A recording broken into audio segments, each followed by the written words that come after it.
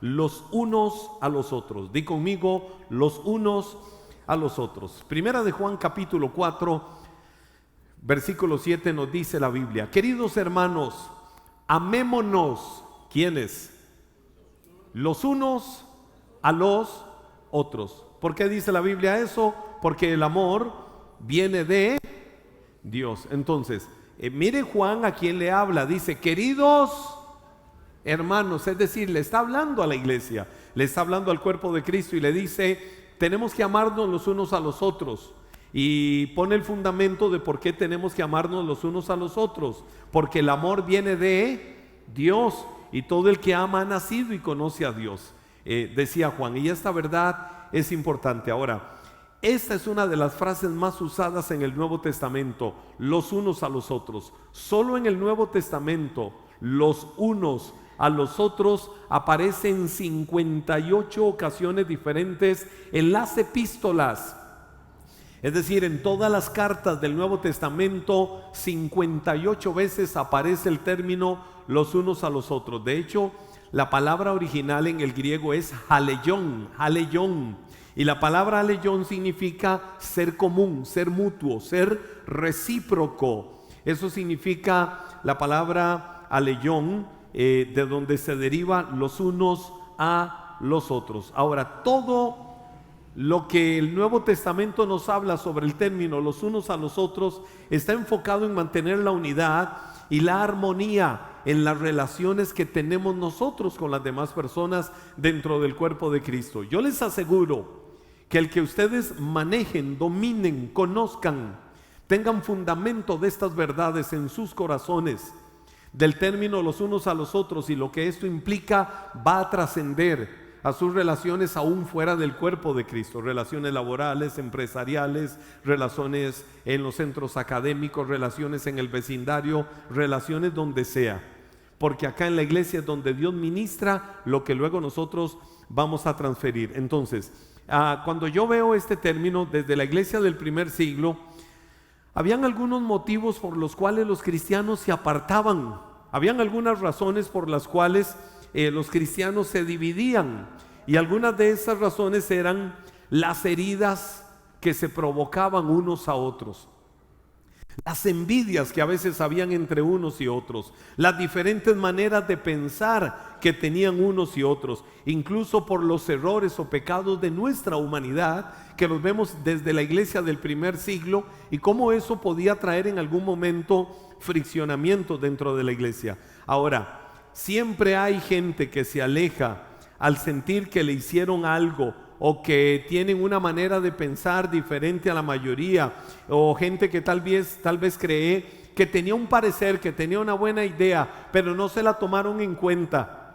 Entonces eso trajo alguna forma de resentimiento y la persona se alejó. Pero pese a eso, pese a cualquier cosa de nuestra humanidad, de nuestra cercanía, es claro en la enseñanza doctrinal del Nuevo Testamento que nos necesitamos los unos a los otros. A quien está a tu lado, dile, no necesitamos los unos a los otros.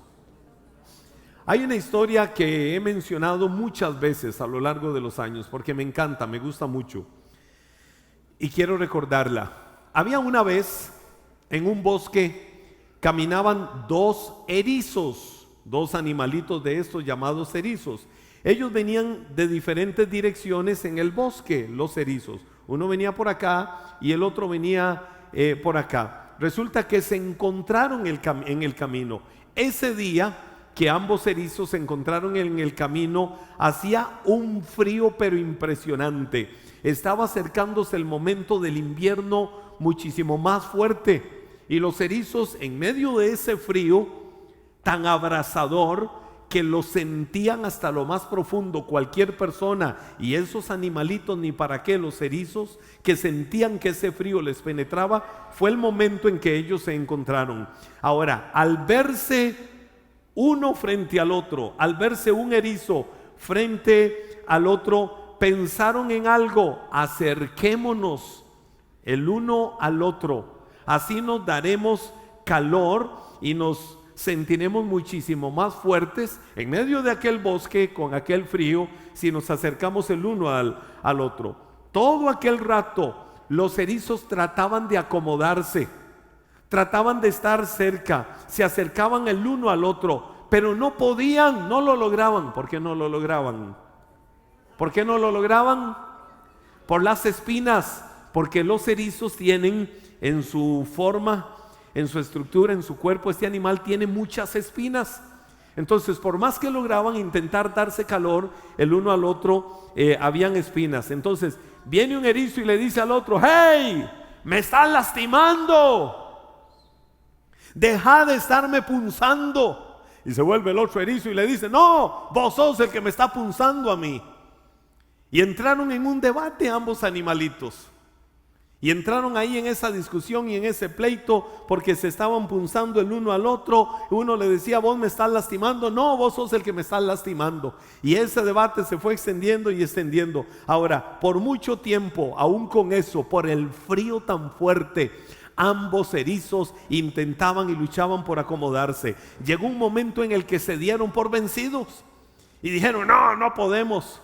Vos me punzás demasiado. El otro dijo: sí, no podemos. Vos sos el que a mí me punza demasiado. Entonces, ¿qué hicieron? Se enojaron.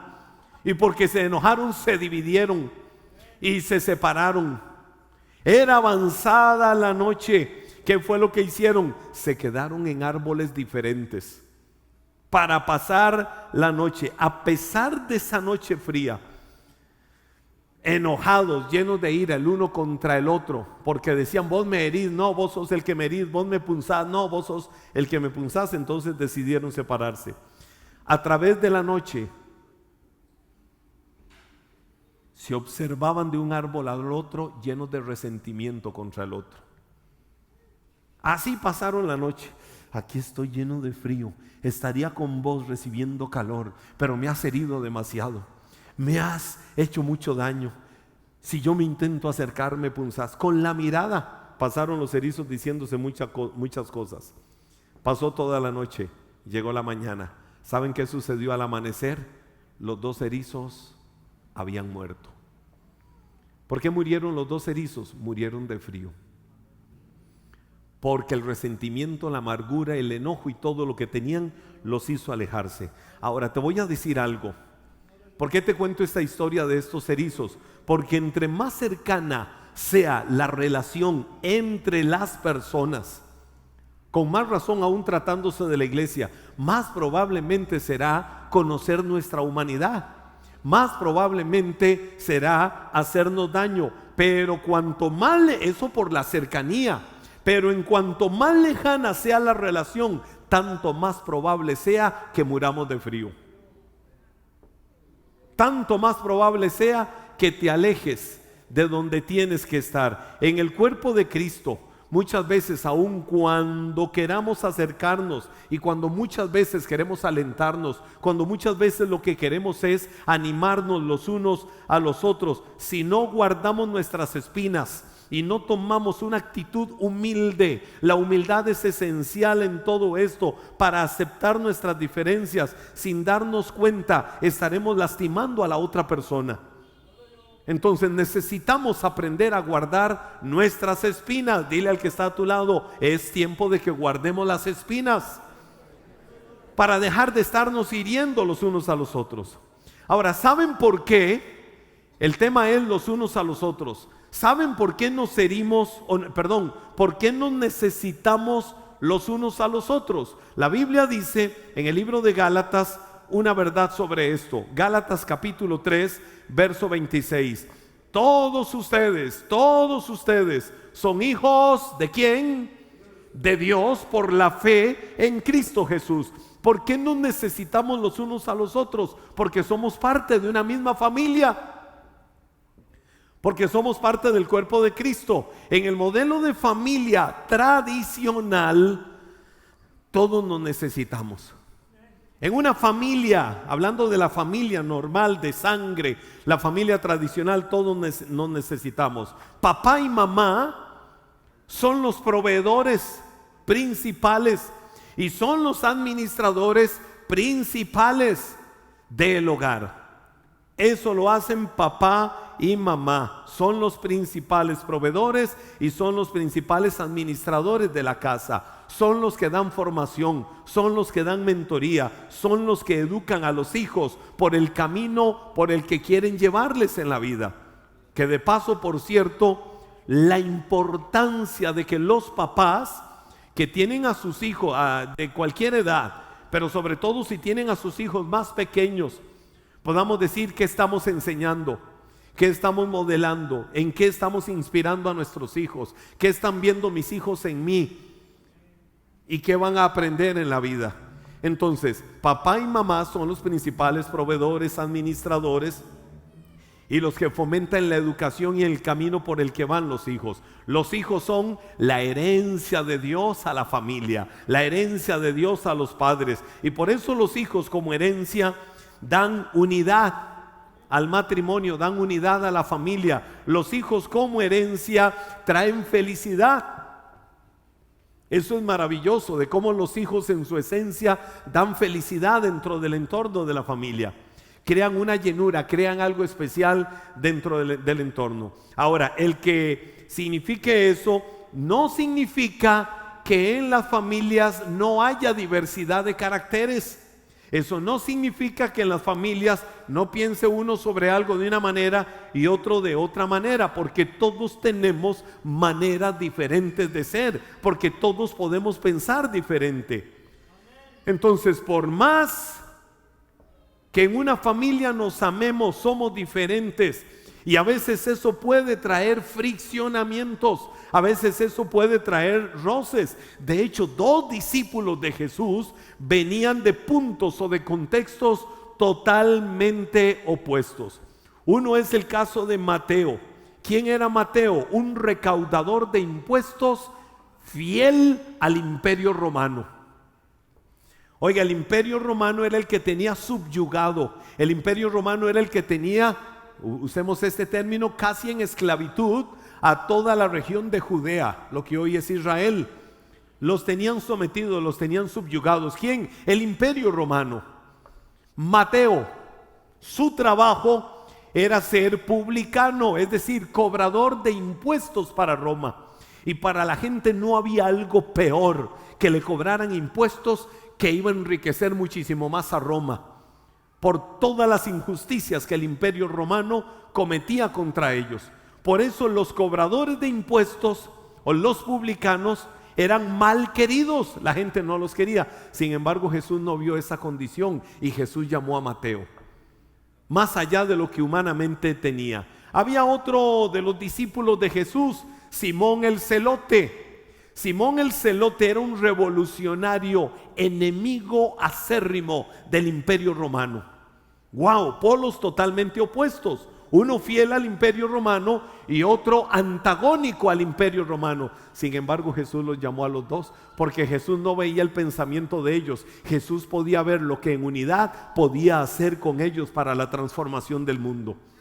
Jesús no veía problemas en las diferencias marcadas que habían en la personalidad y los gustos y las convicciones de uno y las del otro. Jesús sabía que los podía acercar y más allá de esos podía trabajar en el corazón de ellos para hacer de ellos algo diferente. En la iglesia, en el cuerpo de Cristo, como en las familias y aún como en estos ejemplos, tendremos siempre diferentes maneras de pensar. Sin embargo, Cristo oró para que nosotros fuéramos uno a pesar de eso. Por eso la iglesia no es una democracia, la iglesia es una teocracia, es el gobierno de Dios sobre nosotros. En la democracia, hagamos elecciones porque ya no me gusta el pastor. Hagamos elecciones porque no me gusta ese líder, no me parece. Votemos.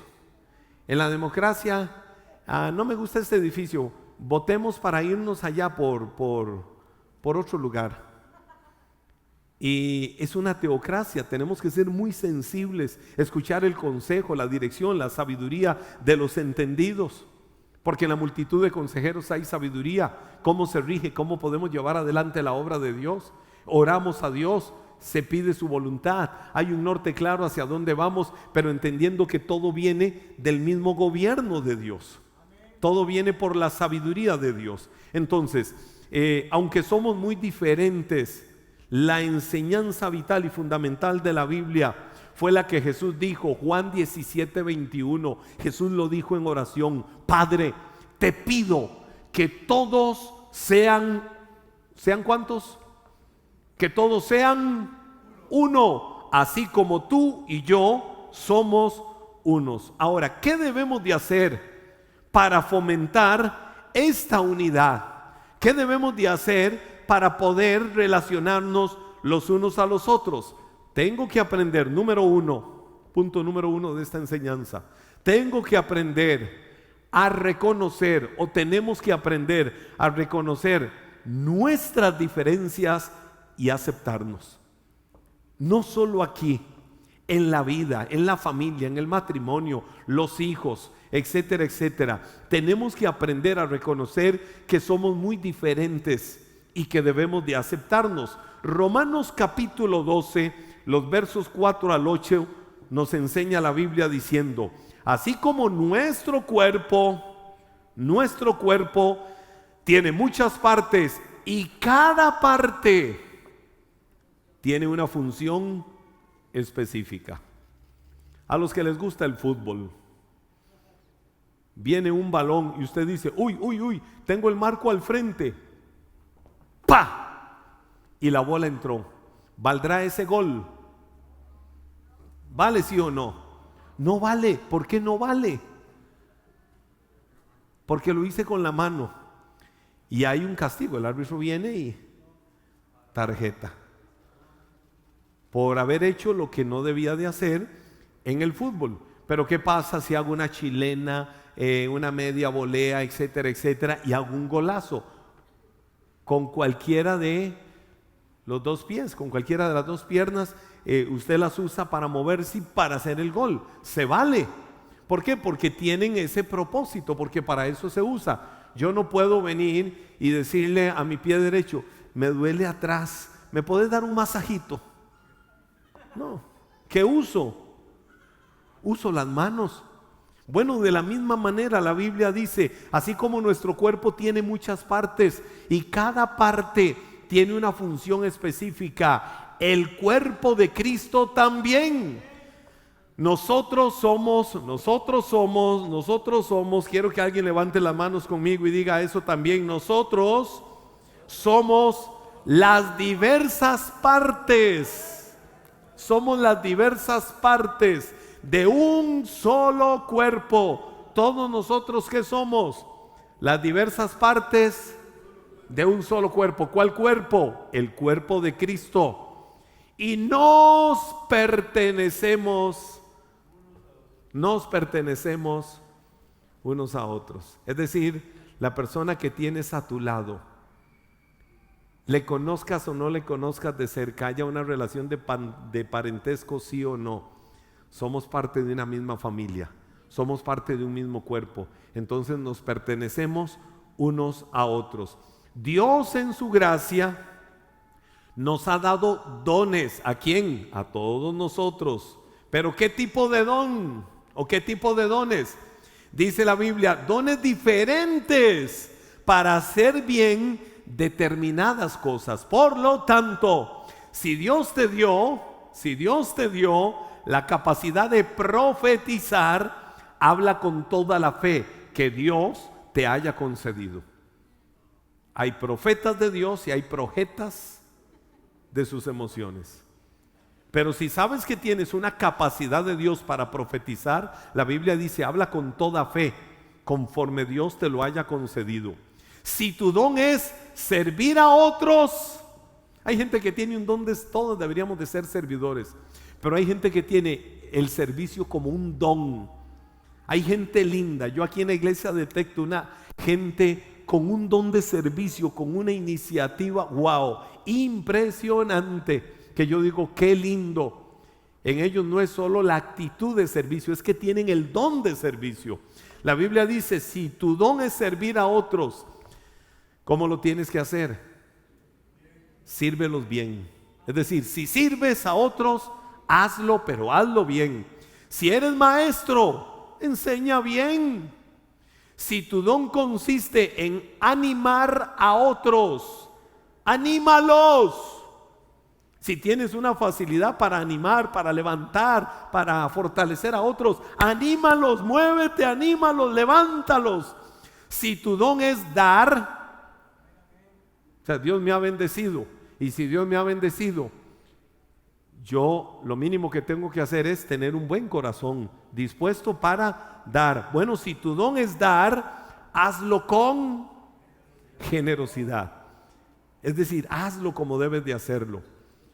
Si Dios te ha dado la capacidad de liderar, toma la responsabilidad en serio.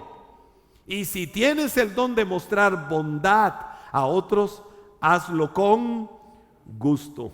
Qué lindo cómo ahí ilustra o describe que todos somos diferentes, que todos tenemos diferencias, que todos tenemos de parte de Dios. Nadie se quedó por fuera en la entrega de los dones de parte de Dios, ni uno solo, ni ustedes ni yo, ninguno nos quedamos por fuera en la entrega de dones de parte de Dios. Dios a todos nos ha dado dones. Lo que la Biblia dice es que debemos de avivar el fuego del don de Dios que está en nosotros.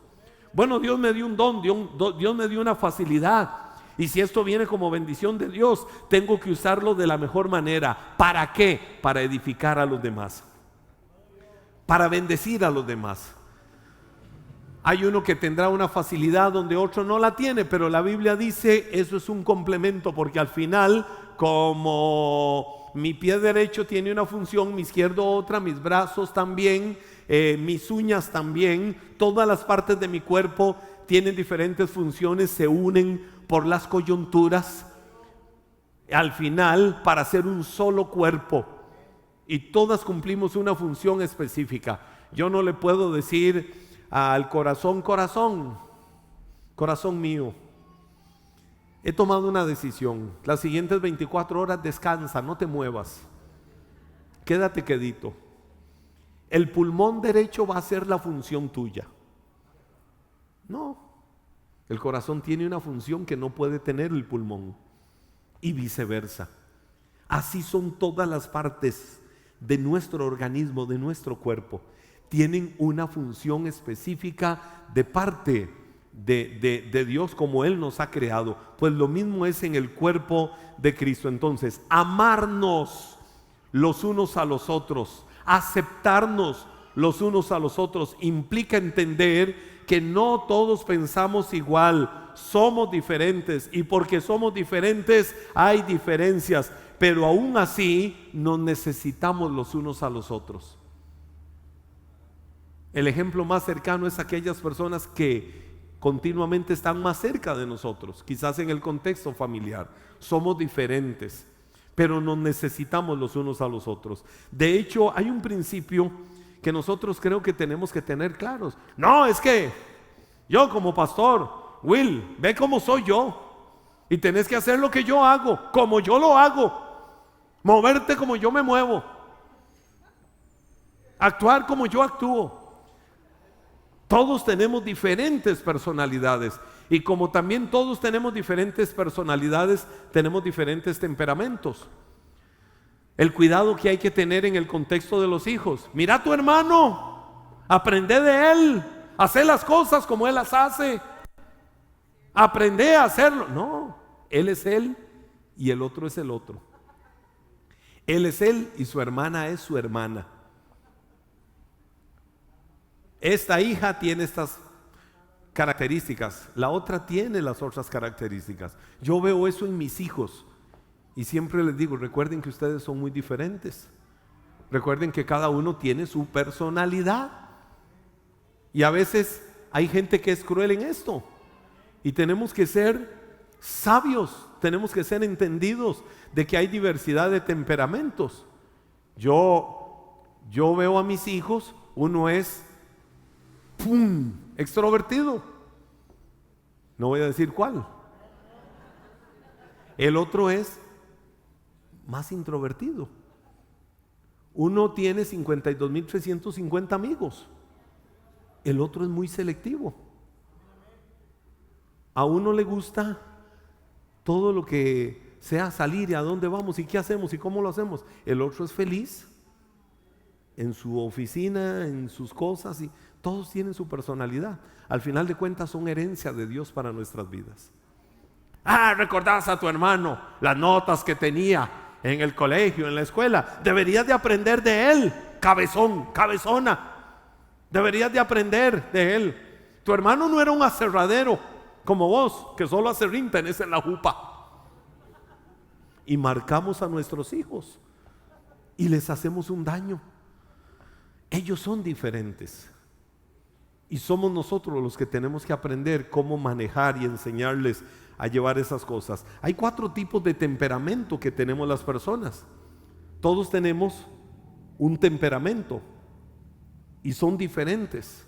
Hay 4 tipos de temperamento conocidos, registrados. Se los menciono rápidamente. Entre todos los que estamos aquí hoy, entre todos los que estamos en esta noche, hay gente que es colérica. ¡Amén, pastor! Hay gente que es colérica. Ahora, colérico no es que siempre anda de chicha. Colérico no es que siempre anda ni me hable. Colérico no es de que, hola fulano, ¿qué? ¿Qué pasó? No. Así se le denomina a su temperamento. Ahora, características. El colérico es dominante, es una persona independiente, es emprendedor, es una persona decidida. El colérico es práctico. El colérico es un líder nato. El colérico es la persona que siempre tiene que estar haciendo algo. El colérico es una persona de posiciones muy definidas. Voy para allá, no para allá, ni para allá, ni para allá. Voy para allá y para allá voy. Ese es el temperamento colérico. Pero el colérico también es una persona fría. El colérico es una persona poco expresiva. El colérico es una persona fácilmente sarcástica. Son características de la persona colérica. Ya algunos podrán decir, uy, ya sé quién soy yo. Pero también junto al colérico está el melancólico. El melancólico no es el que, hola, ¿cómo está? Ay, hola, ¿cómo le va? Aquí voy. No. El melancólico sí es una persona introvertida, pero el melancólico es una persona analítica. No es de muchos amigos, pero es una persona que como amigo, como amiga, es fiel. El melancólico tiende a filosofar las cosas, tiene una facilidad poética. El melancólico aprecia lo bello en todos los detalles de la vida. Le gusta ver las cosas bonitas y las aprecia. El melancólico es una persona muy sensible. El melancólico es una persona que le encanta solucionar problemas ajenos. Es una persona que se conmueve fácilmente por las situaciones que hay en la vida. Ahora, al melancólico como padre o madre le gusta mantener el orden en su casa. No es de los que andan, usted me alza esto, No, el melancólico siempre anda buscando él mismo o ella misma cómo mantener las cosas ordenadas. El melancólico trata de manejarle horarios a todas las cosas. Son personalidades, temperamentos. No es lo mismo temperamento y personalidad. Le gusta mantener el orden en todo, ama el orden. Y el melancólico es una persona muy autodisciplinada. Ahora, pero no solo está el colérico y el melancólico, está el flemático. No es que padece continuamente de no es de que anda con flemas todo el tiempo. Dentro de la psicología de la personalidad, así se le define al flemático. ¿Quién es la persona flemática? Es la persona tranquila. Es la persona que cuesta que se enoje. Que a veces le dicen, pero enójese. Y vuelve y dice, tenga paz. El flemático es así. El flemático es el que le saca el lado humorístico a las cosas, aún a las situaciones negativas. Trata de verle lo humorístico, trata de verle algo gracioso como para ver la crisis diferente. El melancólico no es muy líder, pero el melancólico tampoco es una persona muy dada a los compromisos, así de que me comprometo con esto, así. Es una persona diplomática, es una persona que maneja fácilmente los números, las matemáticas. Dentro del temperamento flemático está eso, que tiene mucha destreza con los números, con la matemática. Es una persona muy compasiva con los demás. El flemático es una persona muy autoprotectora, es una persona confiable. No demuestra mucho sus sentimientos, pero es una persona que sabe amar. Ese es el flemático. Y hay otro tipo de temperamento, el sanguíneo. ¿Quién es el sanguíneo? El sanguíneo es el rey de la fiesta. Llegó fulano de tal, se armó la fiesta. Ese es el sanguíneo. Es, en jerga popular dicen, el pato de la fiesta.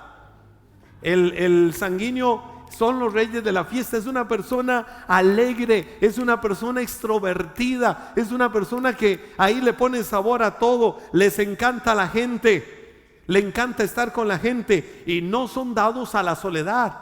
El sanguíneo es la persona a la que le cuesta estar sola, necesita estar con gente y necesita estar como alegre, moviéndose, buscando hacer algo que lo anime. Es un poco desordenado e indisciplinado el sanguíneo.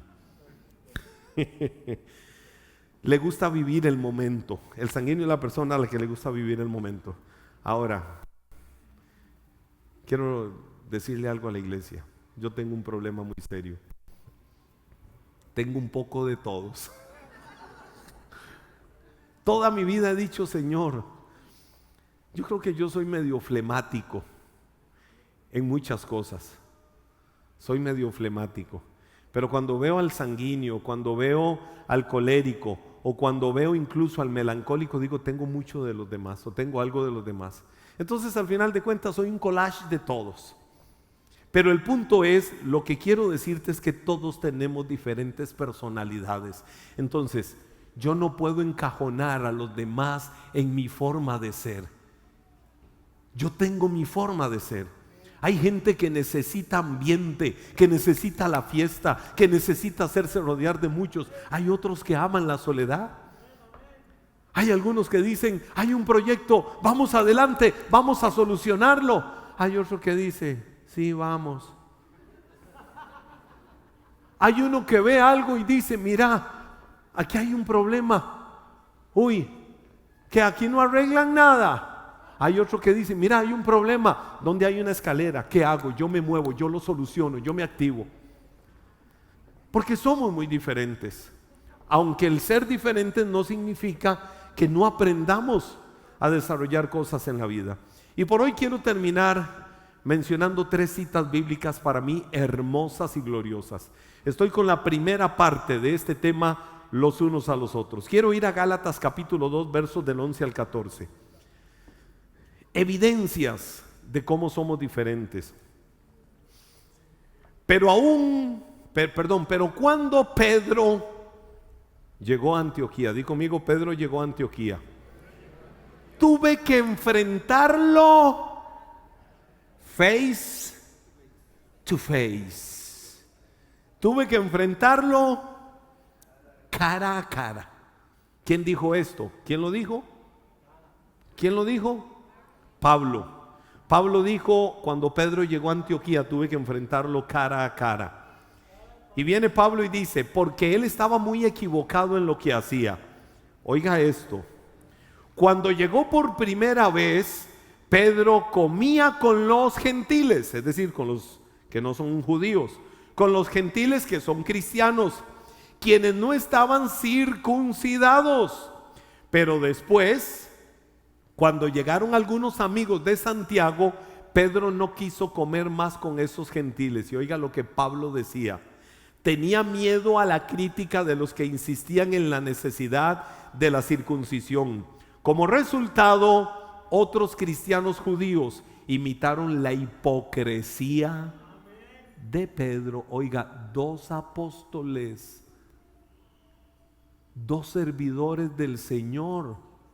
Uno dice, se comportó como un hipócrita y tuve que enfrentarlo cara a cara. O sea, habían momentos fuertes a veces ahí.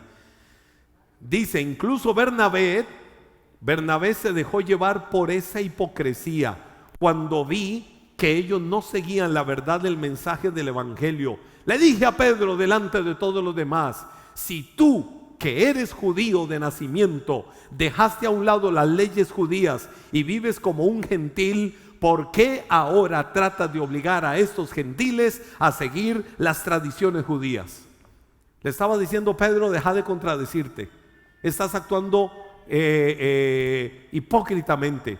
Cuando estás con uno, estás ahí poniéndole la cara bonita y yo te apoyo y yo te ayudo, pero cuando estás con otro, estás contradiciendo a aquel.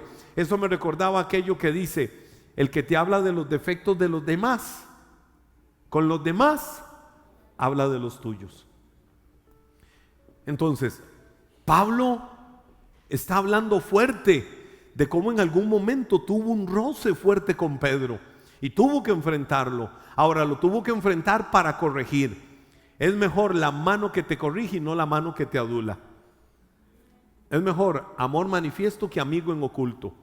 Entonces Pablo lo hizo, ¿para qué? Para que Pedro cambiara esa actitud que tenía incorrecta. Con los gentiles los abrazaba, todo está bien. Con los judíos decía otra cosa.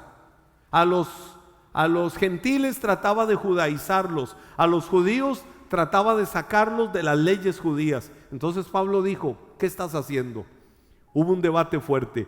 Y otro pasaje, Romanos capítulo 14, versos del 1 al 6.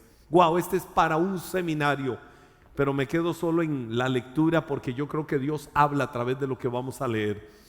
Romanos capítulo 14, versos del 1 al 6 dice: acepten a los creyentes que son débiles en la fe y no discutan acerca de lo que ellos consideran bueno o malo. No discutan por lo que ellos consideran bueno o malo. Por ejemplo, un creyente piensa que está bien comer de todo. Aquí algunos dicen amén, así es, yo lo creo también. Un creyente piensa que es bueno comer de todo, pero otro creyente con una conciencia sensible come solo verduras. Los que se sienten libres para comer de todo no deben menospreciar a los que no sienten la misma libertad. Y los que no comen determinados alimentos no deben de juzgar a los que sí los comen, porque a esos hermanos Dios los ha aceptado. Es decir, si alguno come chicharrones a las 2 de la mañana, con todo y eso Dios lo ama. Si alguno dice: no, yo me como una sopita y unas verduritas a las 8 de la noche, con todo y eso Dios lo ama. Pero que eso no los lleve a ustedes a divisiones. Ahora, yo no como chicharrón, la religión me lo prohíbe. Pero no estoy diciendo que es malo para... No, sencillamente yo no lo como. Pero es mi convicción. Pero si viene Jeffrey y dice: paz, yo sí, a medianoche tráigame una bandeja de chicharrones, ore, conságrelo y que Dios lo perdone. No, que Dios lo bendiga. Pero yo no voy a... No, Jeffrey, lo que está haciendo... No. Yo no puedo permitir que esas cosas traigan división. Dice la Biblia: ¿quién eres tú para juzgar a los sirvientes de otro? Su amo dirá: si quedan en pie o caen, con la ayuda del Señor quedarán en pie y recibirán la aprobación de Él. Del mismo modo, algunos piensan que un día es más sagrado que otro. No, yo no voy a la iglesia los sábados. Yo voy a la iglesia los domingos porque domingo es día del Señor. Vaya a la iglesia el domingo, pero vaya. No haga como aquel hijo que le dice a la mamá: mamá, hoy es reunión de iglesia, hoy domingo, pero no tengo nada de ganas, de ánimo de ir hoy a la iglesia. Ay, hijo, perfecto, no tenés nada de ganas, ok. Eso es normal que te pase. Wow, mamá, entonces no voy a la iglesia. No, vas a ir sin ganas. Y Dios va a aceptar más tu adoración a Él, porque tus emociones no tienen ganas, pero Dios va a ver tu corazón de que aún sin ganas estás yendo y te va a bendecir por eso. Pero a veces las ganas nos vencen, o la falta de ganas nos vence. Dice, mientras que otros creen que todos los días son iguales. Cada uno debería de estar plenamente convencido de que el día que elija es aceptable. Los que adoran al Señor un día en particular lo hacen para honrarlo a Él.